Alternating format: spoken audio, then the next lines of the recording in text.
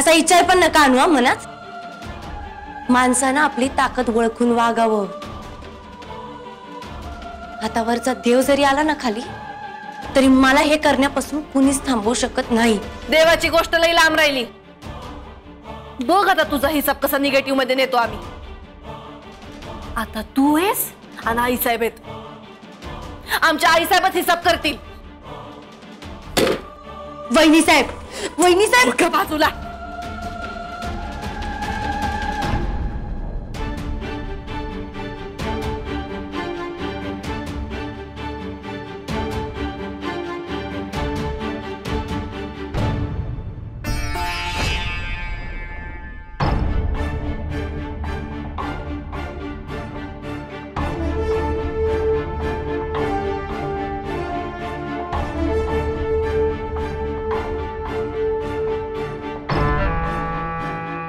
आई साहेब, निष्पक्ष फैसला व्हावा म्हणून आम्ही राजश्रीला बाहेर पाठवलं. फैसला कसला आहे साहेब? रणजितराव, तुम्ही बायकोच्या इतक्या आहारी जाल असं वाटलं नव्हतं. काय झालं आहे साहेब? तुम्ही असं राजश्री वहिनींसारखे टोमणे का मारताय? टोमणे? तुम्ही तुमच्या आईसाहेबांशी बोलताय हे विसरू नका. असो, आम्हाला तुमच्याशी काही बोलायचं नाहीये. त्यामुळे तुम्ही या खोलीत थांबलात नाही थांबलात काही फरक पडत नाही.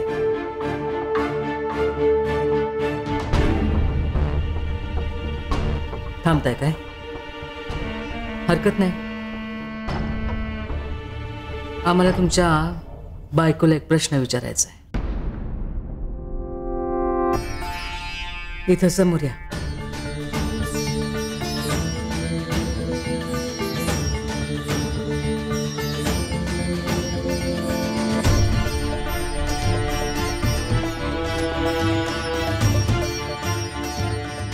काय चालवलंय हे तुम्ही?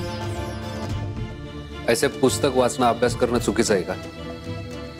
तुम्हाला प्रश्न विचारलेला नाही रणजितराव. आई साहेब, मी पोलीस इन्स्पेक्टर पदासाठी परीक्षा देते. त्याच्या अभ्यासाची पुस्तक आहेत ती.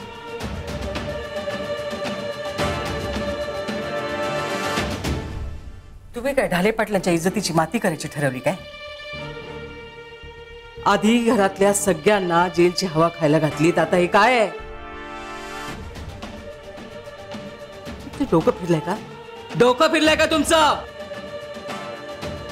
का मुद्दाम सूडबुद्धीने हे सगळं करताय तुम्ही? नाही आई साहेब, तसं नाहीये काय. ढाले पाटलांच्या 7 पिढ्यात असं कधी झालेलं नाहीये. ढाले पाटलांची सून सरकारी नोकरी करणार? भीक लागली त्यांना आई साहेब. हो संजीवनी बाई, हे असले भेकारडे धंदे करायला हा पानबुंदा नाही, आंबेगावे ढाले पाटलांचं. तुमच्या जागी जर राजश्री असत्या ना, चापकानं पाठीचं धेरडच गेलं असतं आम्ही. पण आमचा सख्खा भाऊ तुमच्या ताटाखालचा मांजर आहे. आम्ही मनात आणलं ना, एका क्षणात तुम्हाला लाथ मारून या घराबाहेर हाकलू शकतो. हे कसले दीडदमडीचे धंदे सुरू केलेत तुम्ही? खरं तर या गुन्ह्याबद्दल ना तुमची चांबडीच लोळवली पाहिजे. पण आमचा खानदानी घरात घरच्या सुनेशी बोलण्याची ही पद्धत नाहीये. हद्द ओलांडताय तुम्ही. भाऊ,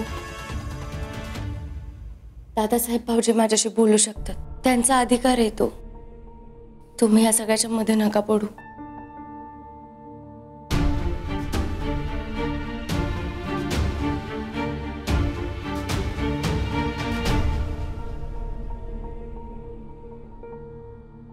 दादासाहेब भाऊजी, चाळे नाही येते. सगळ्यात मोठं स्वप्न आहे माझं, आणि त्यासाठी मी यांची परवानगी घेतली. यांना विचारूनच मी हा डिसिजन घेतलाय. अहो, बोलून चालून बायकोचे गुलाम. त्यांची परवानगी घेणं म्हणजे माझ्यासाठी ह्यांची परवानगी म्हणजे माझ्या गुरुची परवानगी. तुमच्यासाठी तुमचे बाबूजी जितके महत्वाचे असतील ना, त्याच्यापेक्षा कैक पटीने जास्त माझ्यासाठी हे महत्वाचे आहेत.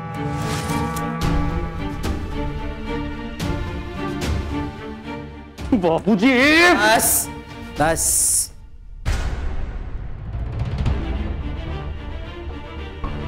फार बोललात तुम्ही, फार बोललात. तोंड बंद ठेवा. तुमच्याशी बोलण्याआधी तुम्हाला परवानगी देणाऱ्या रणजितरावांचे कान उपटायला पाहिजेत. फक्त कान?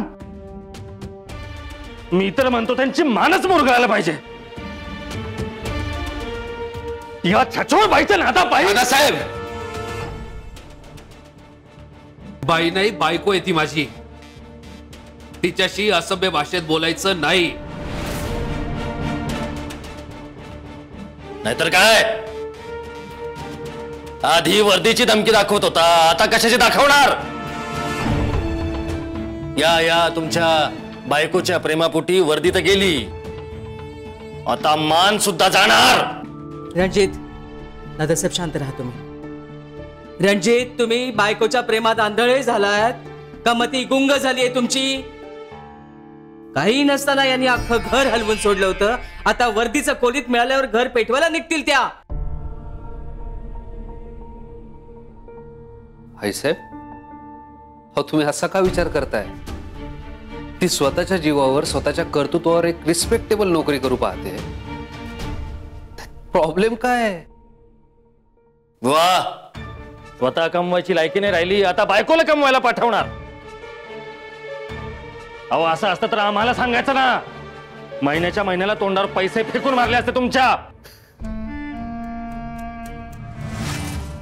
तुमच्याकडून हीच अपेक्षा होती दादासाहेब. ज्याची अक्कल शेण खायला जाते त्याच्या तोंडून अमृताच्या वर्षावाची अपेक्षाच नाही मला. दादासाहेब, आज का बाबूजींनी शिकवलेला संयम?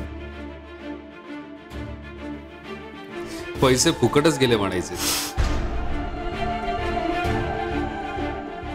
दादासाहेब शांत राहा, शांत राहा. रणजित, ही असली बेअदबी या घरात सहन केली जाणार नाही.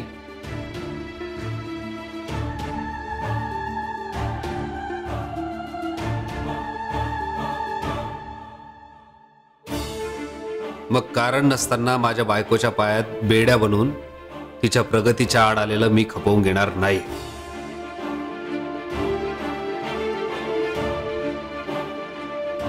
चल संजू.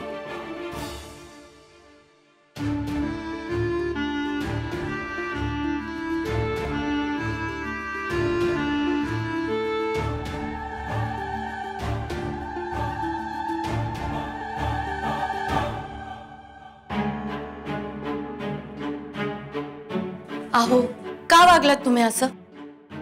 ठरलं होतं की नाही आपलं? वचन दिलं की नाही तुम्ही मला की तुम्ही आई साहेबांवर ओरडणार नाहीत म्हणून? का वागलात तुम्ही असं? मला हे अजिबात आवडलेलं नाहीये. करेक्ट, मलाही आई साहेबांचं आवडलेलं नाहीये. अहो, पण त्या जे काही बोलत होत्या ते समजत चुकीचं नव्हतं. आई साहेब तुझ्याबद्दल जे काही बोलत होते ते सगळं चुकीचं आहे. अहो, पण माझी चूक आहे ना, म्हणूनच तर हे सगळं कबूल बोलते. करून झालंय, शिक्षा भोगून झाली. कायदा सुद्धा एका चुकीची एकदा शिक्षा देतो आणि वाईजत बरी करतो, पण इथे आई साहेबांचं भलतच चालू आहे. अहो, हे काय कोर्ट आहे का एका चुकीची एकदा शिक्षा द्यायला? आणि आई साहेब मला बोलत होत्या ना, मग तुम्ही लगेच तलवार उपसायची काय गरज होती बरं? मला अजिबात पटलेलं नाहीये. माझं आणि आई साहेबांचं हे जे काय आहे ना ते पर्सनल आहे. त्या जर मला बोलत असतील आणि तुम्हाला ऐकावं लागत असेल तर तुम्ही ऐका आणि सोडून द्या. अगं पण कशासाठी करायचंय? त्या सतत तुझ्याबद्दल जे तुम्ही बोलतात एकच गोष्ट का धरून बसलाय? तुम्हाला जर धरून बसायचंच असेल ना तर ती एकच गोष्ट आहे, ते म्हणजे वचन. कसलं? हेच की तुम्ही आई साहेबांवर ओरडणार नाही. माझ्यासाठी नाही, तुमच्यासाठी नाही, कुणाचसाठी नाही. संजू, तुलाही चांगलं माहितीये मी आवाज चढवलेला नाहीये. त्या तुझ्याबद्दल काही बोलतील आणि मी गप्पपणे शेळपटासारखं ऐकून घेईन असं मी वचन दिलेलं नाहीये. अहो पण हे बघ, माझ्या लेखी आयुष्य इथे संपला, म्हणजे ज्याचा अर्थ त्याने काढावा. अहो